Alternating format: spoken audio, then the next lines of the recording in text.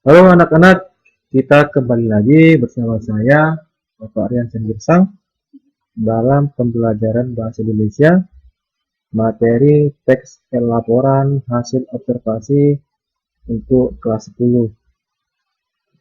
Di pertemuan kali ini, kita akan fokus membahas tentang kaidah kebahasaan dari teks laporan hasil observasi ataupun LHO. Tapi sebelumnya kita membahas sedikit apa sih pengertian dari teks LHO.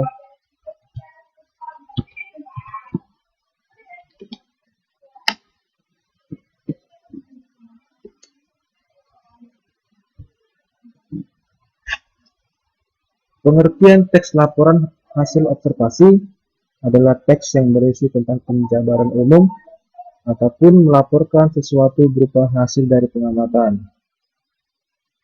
Teks laporan ini disebut juga teks klasifikasi karena memuat klasifikasi mengenai jenis-jenis sesuatu berdasarkan kriteria tertentu. Oke. Tapi pertemuan kali ini kita akan membahas tentang kaidah kebahasaan dari teks LHO. Apa saja kaidah kebahasaan dari teks LHO? Kita bisa simak video berikut ini.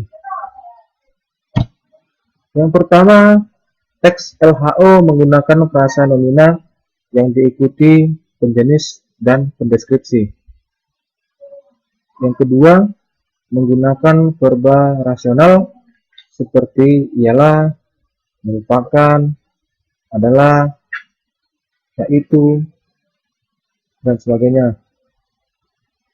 Yang ketiga, menggunakan kalimat simpleks dan kalimat kompleks. Dan yang terakhir, menggunakan verba aktif alam untuk menjelaskan perilaku seperti bertelur, hidup, makan, tidur, dan sebagainya. Oke, di slide berikutnya kita akan membahas satu persatu berkaitan dengan kaidah kebahasaan dari teks LHO ini. Yang pertama, kita harus tahu dulu apa pengertian dari nomina. Ada beberapa kata ganti dalam pembelajaran bahasa Indonesia, yaitu ada 4. Ada nomina, verba, adjektiva, dan ada pronomina. Yang pertama ada nomina. Nomina adalah kata ganti benda. Seperti contoh, meja, buku, dan lain-lain. Di slide bisa kalian lihat contoh kalimat dari kata ganti nomina. Ini ya.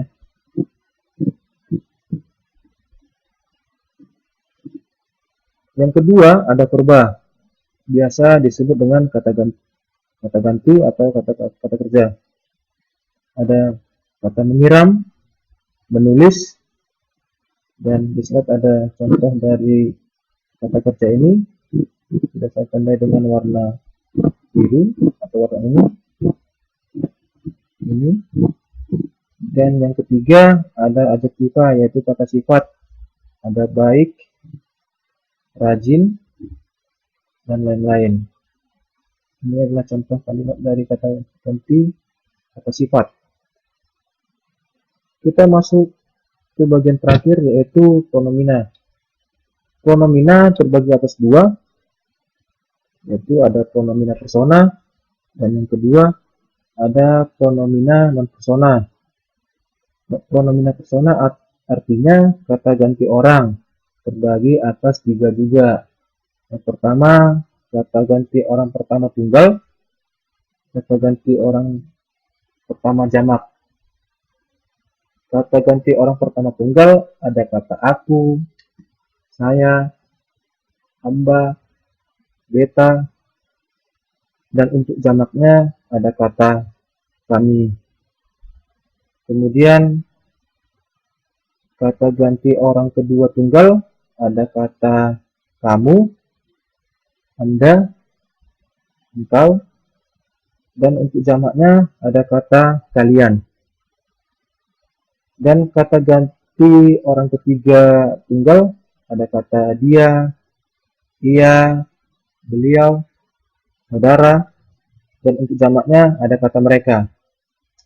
Oke, sekarang kita masuk ke kata ganti pronomina dengan persona, yaitu kata ganti bukan orang ataupun kata ganti penunjuk. Terbagi atas dua. Yang pertama, kata ganti penunjuk untuk menyatakan tempat. Contohnya di sana, di sini, di situ. Dan yang kedua, kata ganti penunjuk untuk menyatakan benda, yaitu kata ini, itu, dan lain-lain. Oke, kita akan lanjut berkaitan dengan kalimat simpleks. Tadi di kaidah kebahasaan kita ada bahas tentang kalimat simpleks dan kalimat kompleks. Kalimat simpleks ini sering juga dikatakan sebagai kalimat tunggal, dan kalimat kompleks sering dikatakan sebagai kalimat majemuk. Oke, kita akan bahas satu persatu. Kalimat simpleks atau kalimat tunggal adalah jenis kalimat yang hanya memiliki satu pola kalimat, satu klausa, dan hanya terdapat satu kejadian atau informasi di dalamnya. Seperti contoh di slide ini, bisa kita lihat contoh yang saya cantumkan di sini hanya memiliki satu pola kalimat, yaitu pola S, P, dan O. Untuk kalimat kompleks atau kalimat majemuk adalah jenis kalimat yang terdiri dari dua pola kalimat atau lebih, memiliki dua klausa, dan terdapat dua kejadian atau lebih di dalam kalimat tersebut.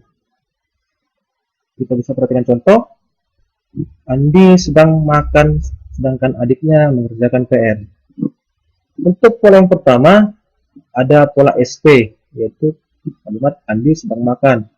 Dan pola yang kedua ada kalimat adiknya mengerjakan PR. Jadi dalam contoh kalimat ini ada dua pola kalimat, ada dua klausa, dan terdapat dua kejadian. Kejadian yang pertama adalah makan, dan kejadian yang kedua adalah mengerjakan PR. Oke, sekian dulu materi kita pada pertemuan kali ini berkaitan dengan kaidah kebahasaan LAO. Saya harapkan kita semua dapat memahami materi yang baru saja saya sampaikan. Jangan lupa like, share, dan subscribe channel ini supaya pemahaman bahasa Indonesia kalian bisa berkembang. Terima kasih dan salam bahasa.